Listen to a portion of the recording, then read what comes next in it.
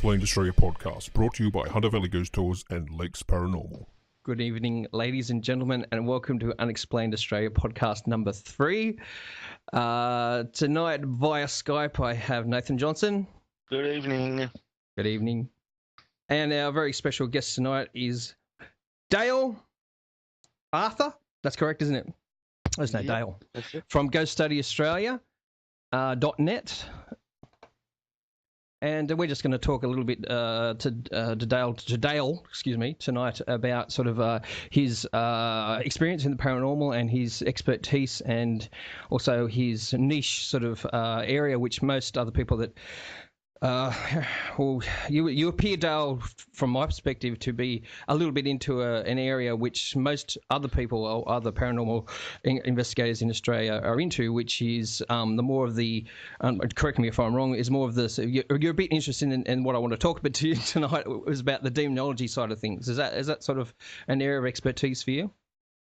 Yeah, well, I guess you could say so. Basically, really, we sort of worked on mostly occult-related hauntings. So, you know, due to seances, Ouija boards, so forth. Right. So we'll just go into a little bit of background about yourself. I know that we've kind of known each other online for probably, a good 8 or 9, maybe 10 years. Even though we only met in person a couple of weeks ago.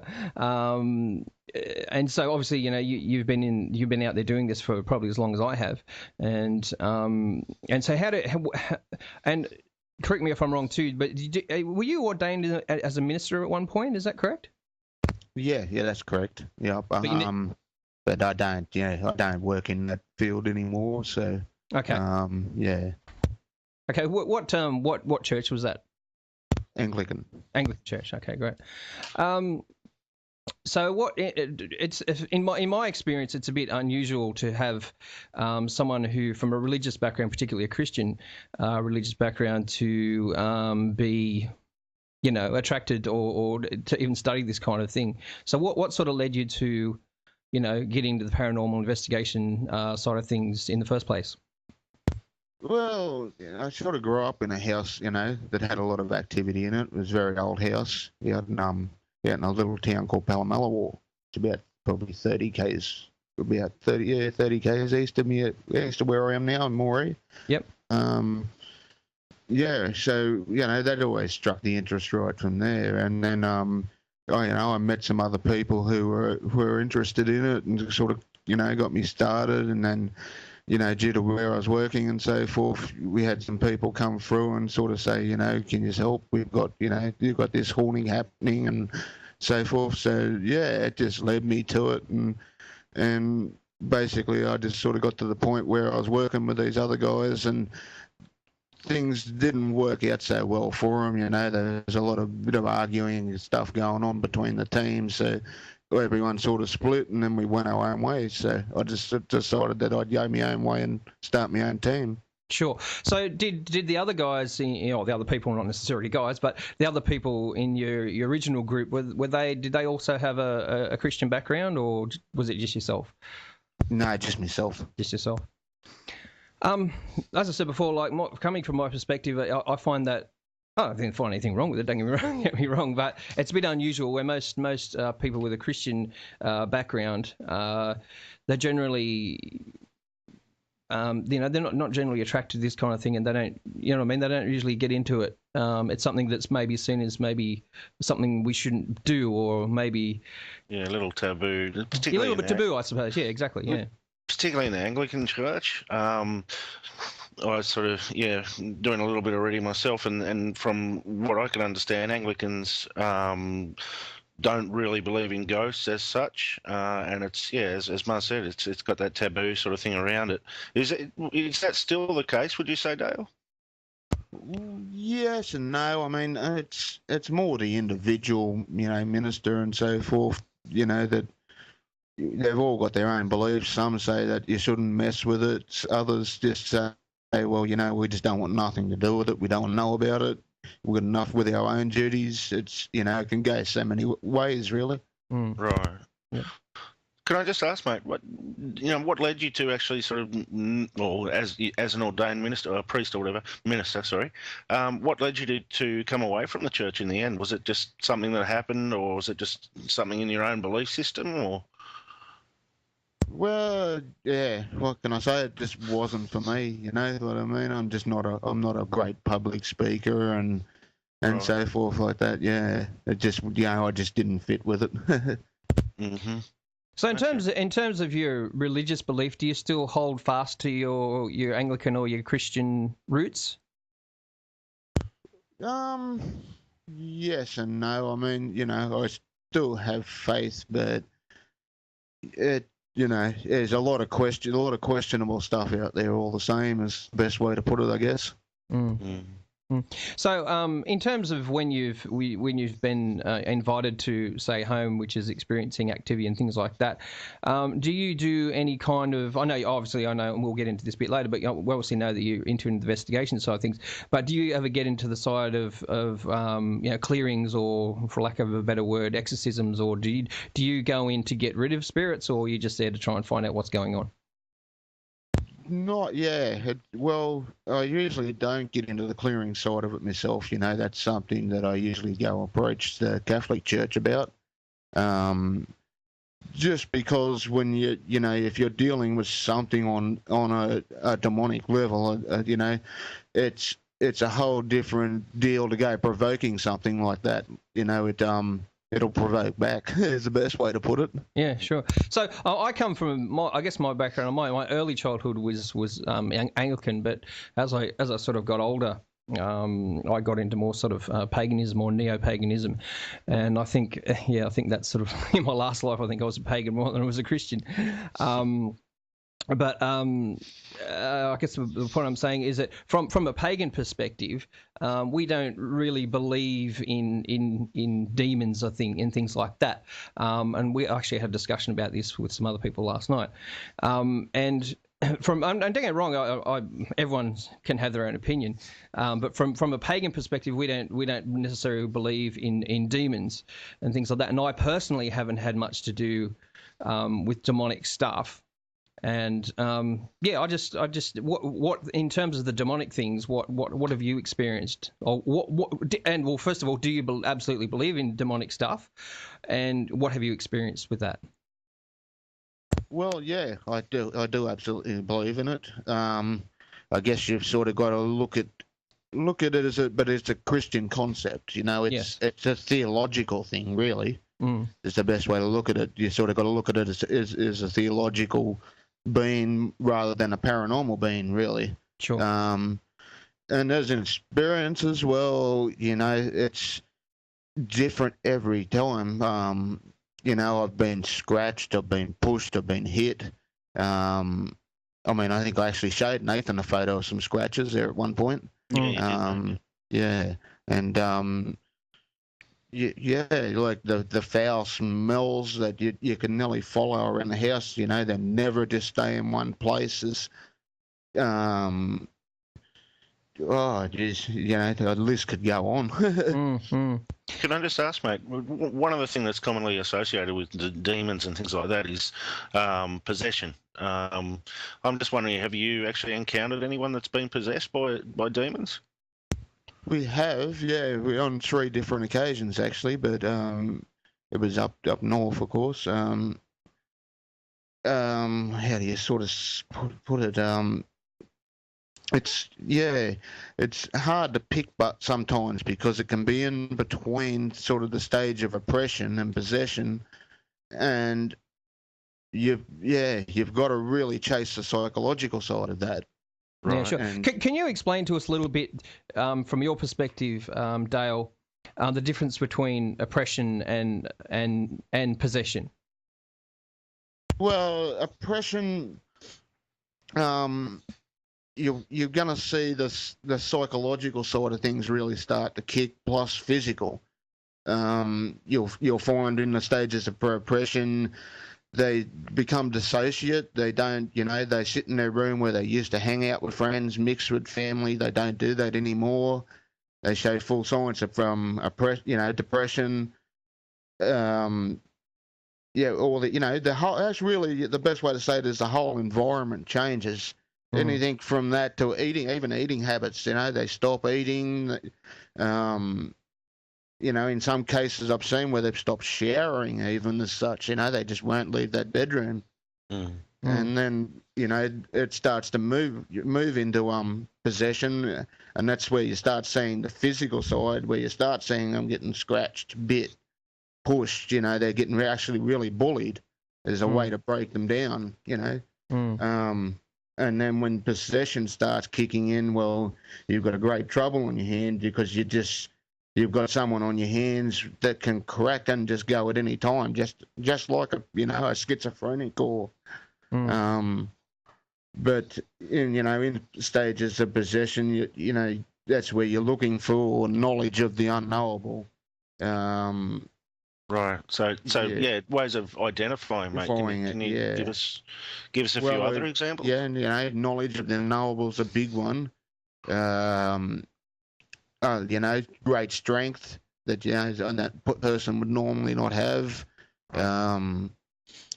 Talking in tongues, obviously. Things like that can be a great sign of it. That's the things that if you're going to approach the church, you basically got to have that. Otherwise, they're not even going to listen to you. So have you? Sorry, mate. Have you actually been a part of an exorcism per se? We have assisted, yes, yeah. Right. Are you able, without giving names, obviously, able to just sort of tell us a little about that experience, please, mate? Well, yeah, yep. It was a case where a Ouija board had been used. Right. And it ramped up very quickly from that point, never having paranormal activity before, to within a couple of weeks, there's items getting moved around the house, big items. There's the foul smells and so forth. This individual's not acting themselves. They've taken them to a psychiatrist. The psychiatrist says, well, I don't know what's wrong with him. I can't diagnose him. And, that's where we become a part of it. And, we'd actually, witnessed the scratches on him happening. And, sort of. And then we had to approach the church. I mean, that took time. A lot of time and a lot of begging, just about begging them to become involved. And they finally did investigate it, and they did summon an exorcist. Right. Yeah, and we were, which is very rare. You don't get asked to assist on it, which is rare. Because of the situation, we were asked to assist, but not to record or anything like that. And that went on for about probably 6 hours, I suppose. Yeah, it lasted. Very distinct in the way it spoke. It was not a female voice, not a male voice. Very hard to sort of explain it. Different languages, from German to Latin to English. And this person only was ever exposed to English language, only spoke English language. In your experience, Dale, are the people who become possessed or first oppressed and then become possessed, in the case of, for example, stigmata, where the majority of the people who are stigmatics are deeply religious people, do you find this is the same case with people in cases of possession? Are they deeply, or do they have, Christian roots, and you know what I mean? Do they have that belief system before that? In some cases, but I mean, in other cases, I found some people, like in that particular case, the particular person was Wiccan. Right. And, they didn't sort of, the same as the pagan concept, they didn't really believe in the angel and demon concept and so forth. That basically did afterwards. So in your experience, it doesn't matter what you believe, it's just what happens. Yeah. I think, to a certain degree, I think in these cases that I've seen, I think there's a certain level of sensitivity to the people, but Sure. What was I going to say? Oh, I'll come back. Someone asked another question. Yeah, can I sure. ask another question, Yeah, sure. mate? When you, how can I word this? When you come across a case like this, how do you discern the difference between just sort of you make a jump to possession, or you can just sort of say, oh, it's just a malevolent ghost in the house scratching and throwing things around. How do you make that distinction? Actually, I think that was a question I was going to ask. How do you make the distinction between like a ghost case and demonic case? Yeah. Well, yeah. I mean, in the stages of your beginning stages of the infestation stages, it can be extremely hard to tell the difference. I mean, have you got a demon there, or have you just got a ghost that's really acting up there? It's nearly, most of the time it's nearly got to move into the stages of oppression before you can really be sure. Right. But you are looking for the things like the foul smells, big items moving, a fridge moving away from a wall, something that you just know a ghost ain't going to be able to do. Right. It's them bigger things like that you're sort of that lead you to really to suspect that's what it is. Mm-hmm. But it's yeah. I mean, like I say, it really nearly myself anyway. I nearly got to see the stages of oppression before I can actually sit there and tell you, okay, I think there's a demon in this house. Right. Can I just ask, I mean, in your experience, how prevalent would this sort of phenomenon be? Possession, or, even before the stage of, let's go back to oppression and even infestation? Because, there must be cases where there would be an infestation, but they don't ultimately, turn into possession. Something might happen in the meantime. So let's, start with infestation. How common would that be in Australia, would you say? Well, very rare. Very Right. rare.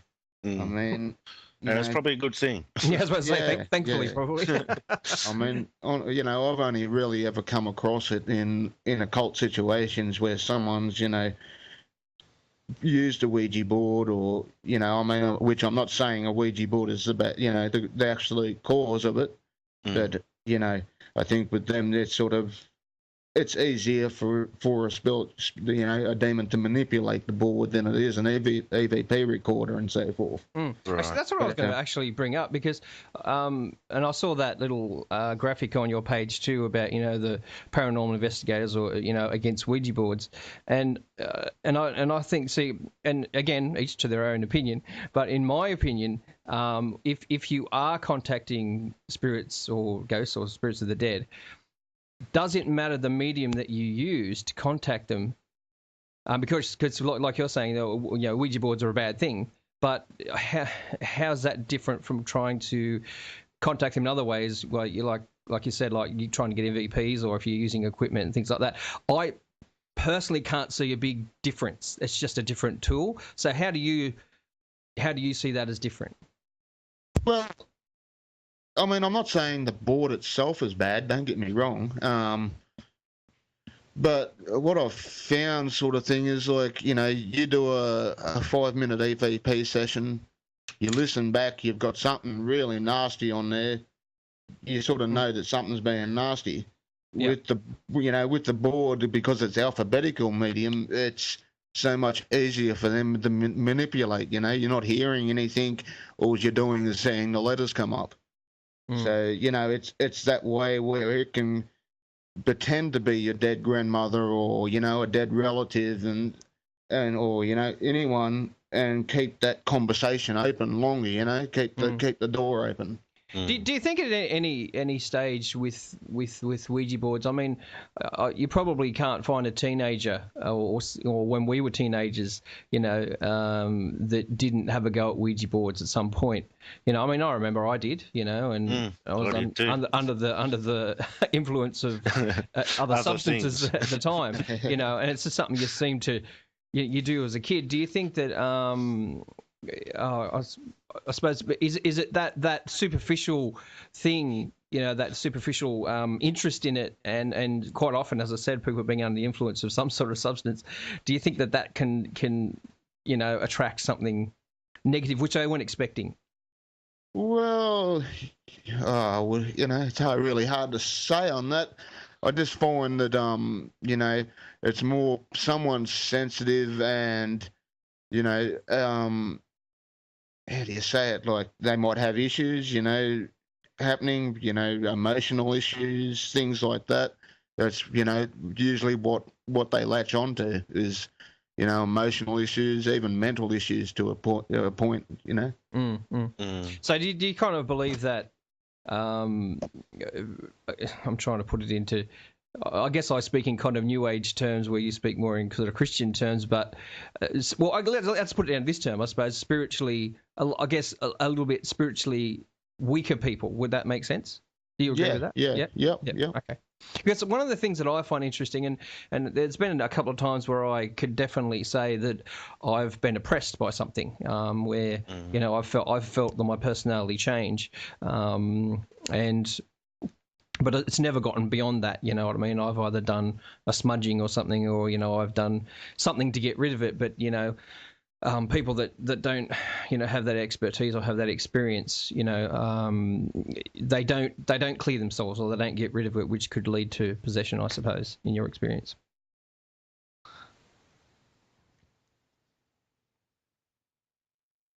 Still with us, Dale? I thought he might have dropped out.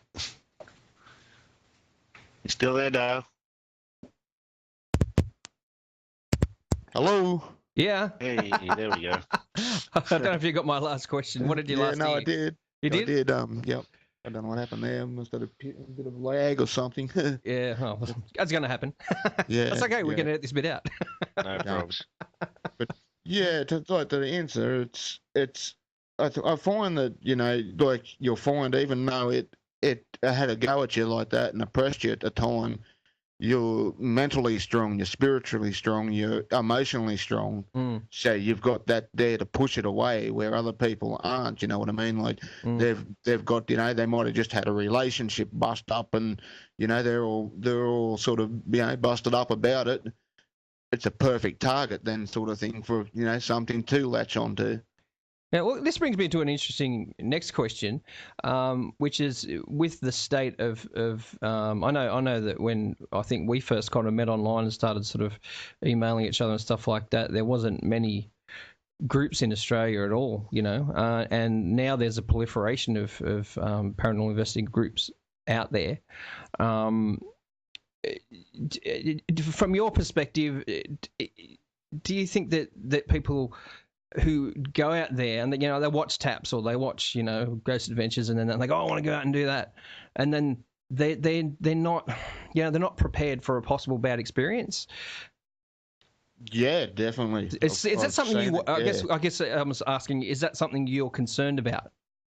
Well, yes. I mean, I've seen it time and time again where people have gone out and especially people like people provoking, like, don't get me wrong, provoking in the wrong place can work. In the right place can work, sorry. But, they walk into somewhere that has got all the signs of an infestation happening, and they try provoking that, and that's where they go wrong. All of a sudden they're going, well, we never believed in this, but all this is going wrong on us now.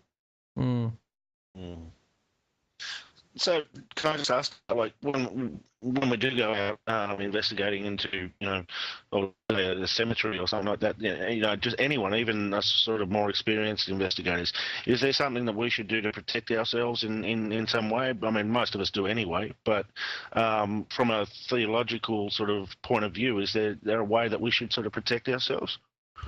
Well, I mean, I guess it goes sort of with every religion, you know what I mean? Whatever belief system you come from, there's usually some kind of way to protect yourself spiritually, mental, and like you sort of can't say, well, turn around as a Catholic and turn around and tell a pagan that he's got to do it Catholic way to protect himself, because sure. he's not.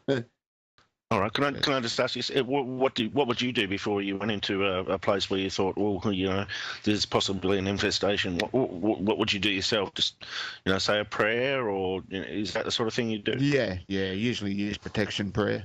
Right. Okay. Cheers, mate. So I'm going to go further. So what would that entail? Basically, yeah. Oh well, your prayers to Saint Michael, and just sort of deliverance prayers. You know what I mean? Put everything positive as protection. Ask for protection. You're praying to the angels. You're praying to God. You're praying to Jesus. The whole 9 yards. Right. So you just ask for assistance from them. Yeah, that's correct. So the really weird thing about, and I've only really had one experience, and I think it was a job, quote a job that you put me onto, was those people at Wall's End all those years ago, and that's the only time that I didn't witness anything on the night. I think I spoke to you about this when we met the other week, but that's the only case where I walked out of it scratching my head, going, "What is going on in this place?" It completely. It completely blew me away. I just didn't know how to deal with it.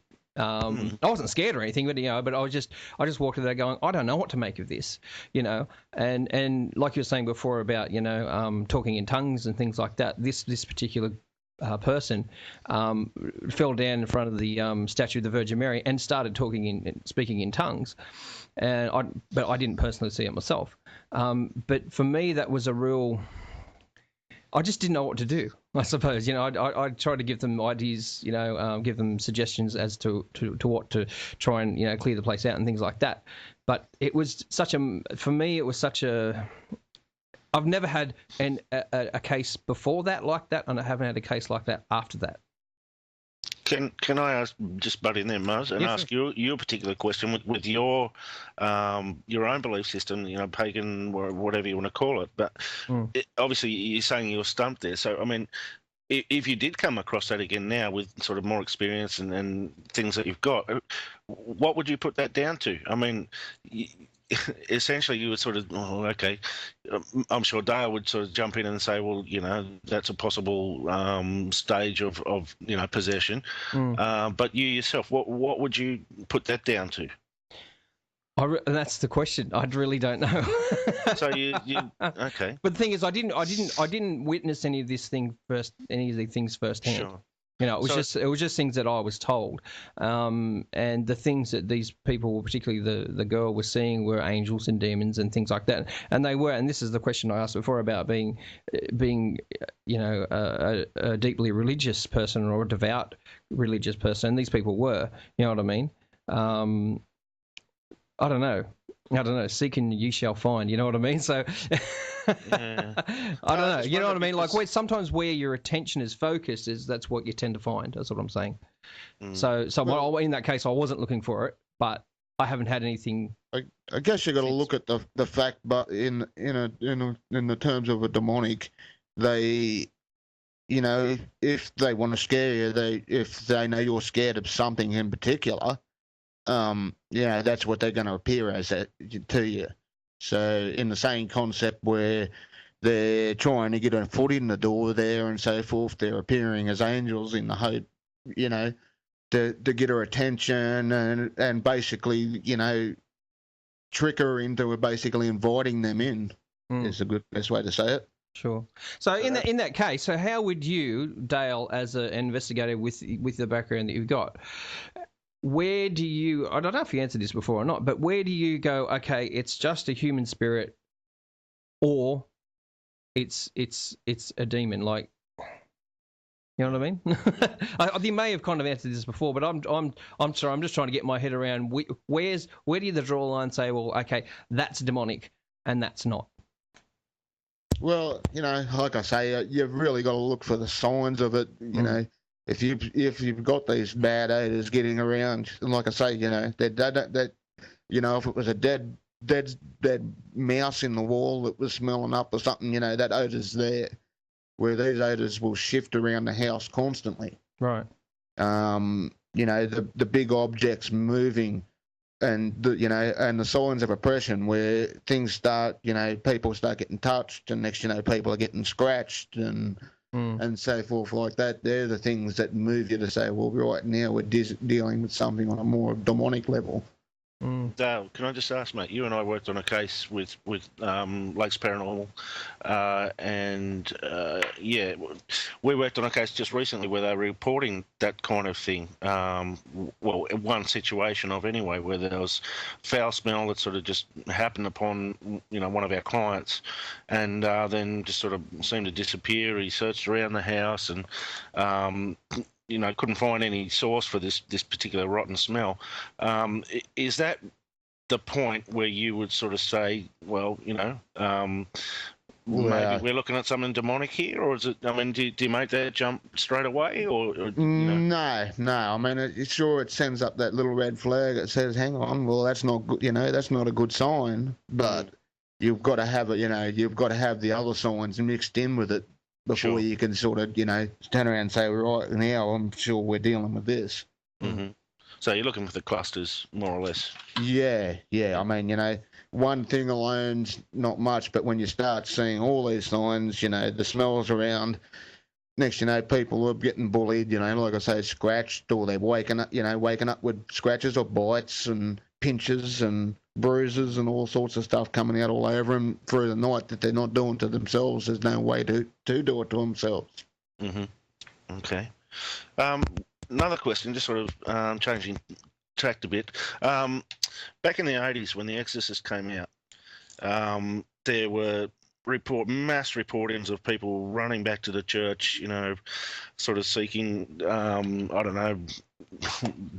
divination of some sort, protection, whatever it was that they were looking for. Then there's been pretty much a radical drop off from the church, I would say, and now there's a new movie just come out, The Conjuring. I don't know if you've heard of it or seen it, but it's supposed to be the next best thing to The Exorcist, so to speak. Mate, do you foresee any great rush back to the church from people after seeing this movie for protection, or has it changed, mate? Has something changed in this day and age that we're moving away from the church for whatever reason? Are you with us, Dale? Dale? Not again. That was a half-hour question too. Where are you, buddy?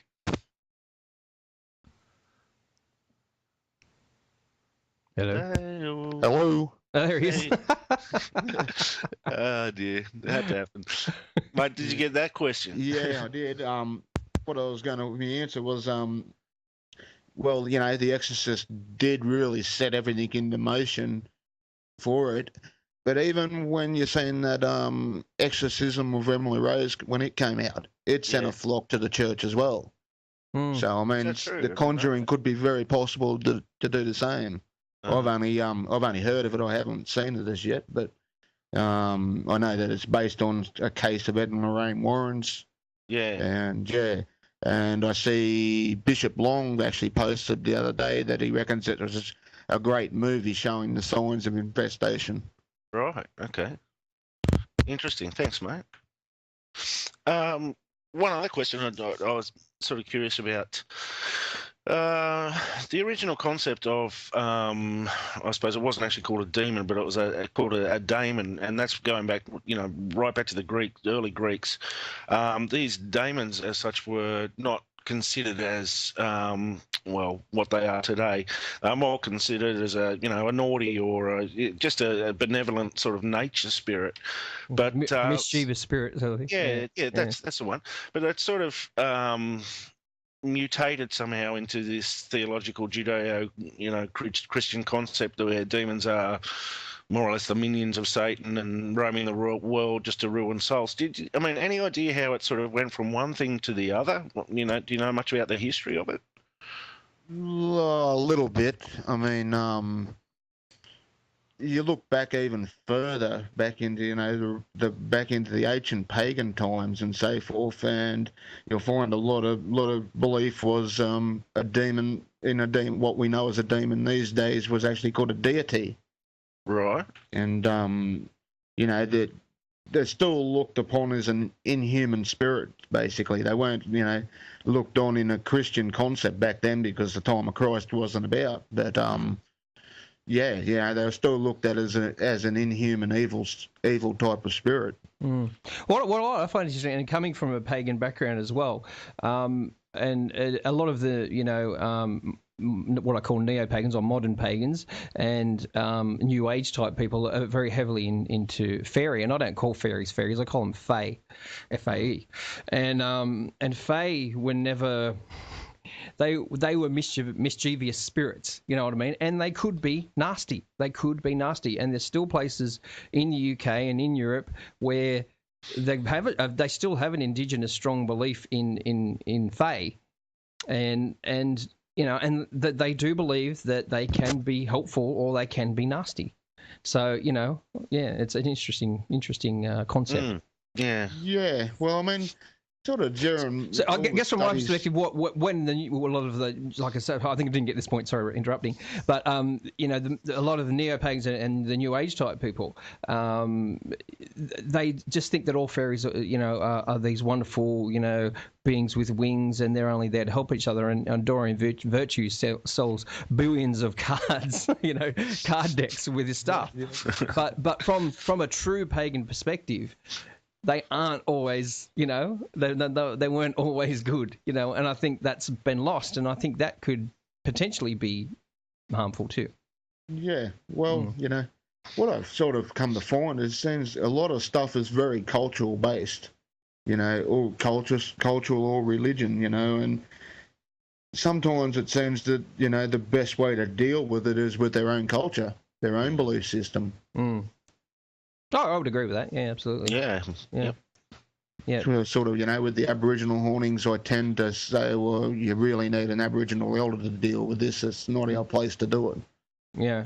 I don't know. So that comes up a lot. I find in paranormal investigation circles where people will go, oh, it's an Aboriginal spirit, I'm not going to touch it because I'm a white fella, and we have here in Raymond Terrace, we have a fairly large Aboriginal population, and most of them aren't locals, like they're not the local tribe, they're coming from other areas. I mean, I give those guys, tarot readings and stuff like that, and they're a lot of them, because unfortunately they've lost a lot of their, and maybe different out where you are, that sort of their tribal thing may be still a lot stronger than around here, but they're lost just like everybody else, you know what I mean? Like they don't really, because they've lost so much of their culture, you know what I mean? It's. I think sometimes white fellas, and I'll say it this way, treat Aboriginal people with kid gloves when it comes to this kind of stuff, and they're not anywhere near as sensitive as a lot of people make out. Yeah, I'd agree with that, definitely. But it is very much the same out here. Like there is some elders around, but a lot have lost their culture. The language out here that they spoke, I don't think there's any left that can actually speak that language anymore or anything like that. Mm.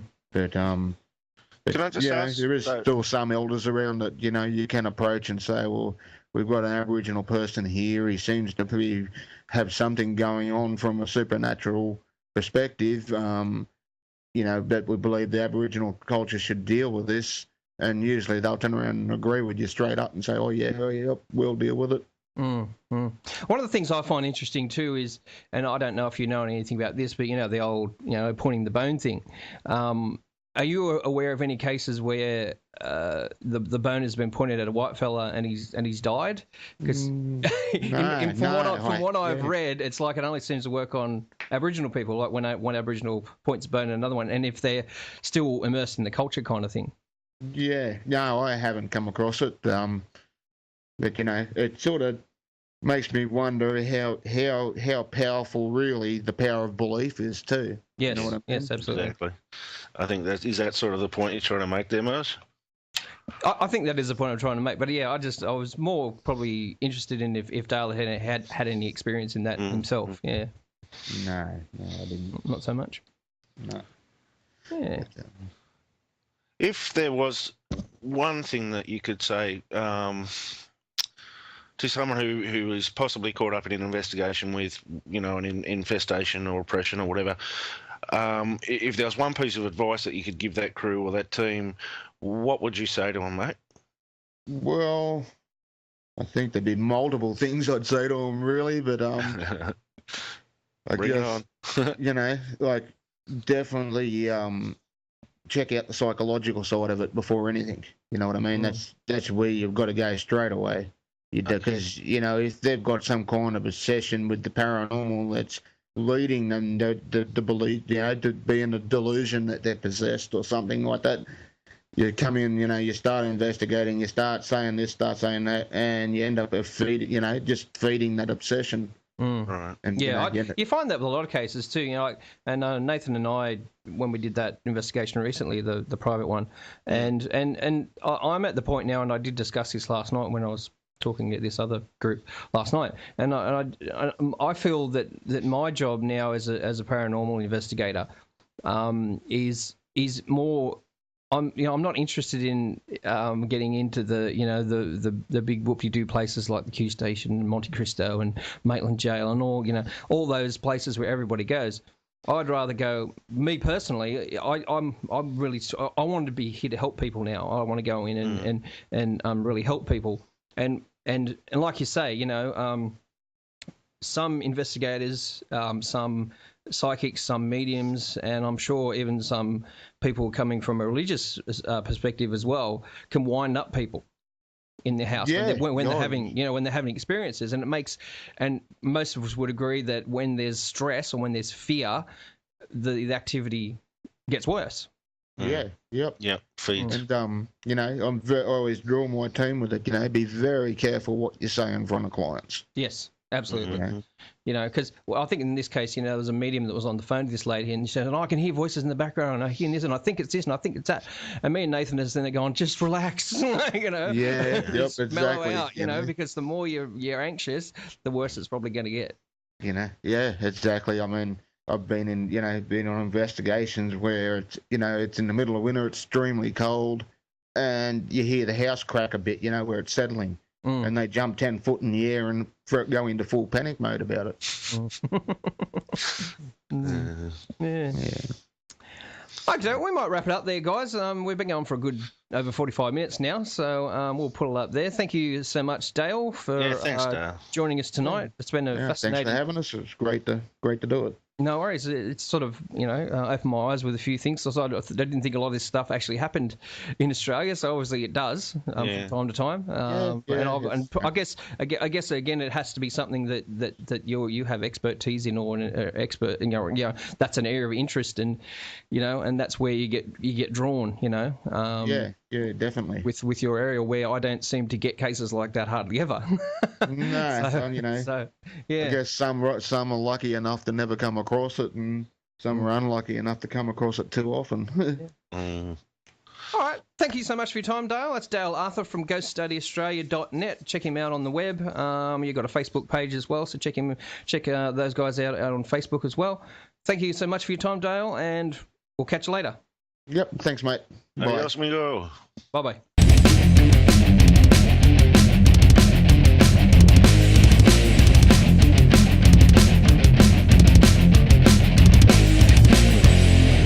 Unexplained Australia podcast brought to you by Hunter Valley Ghost Tours and Lakes Paranormal. Don't forget to visit us at www.unexplainedaustralia.com.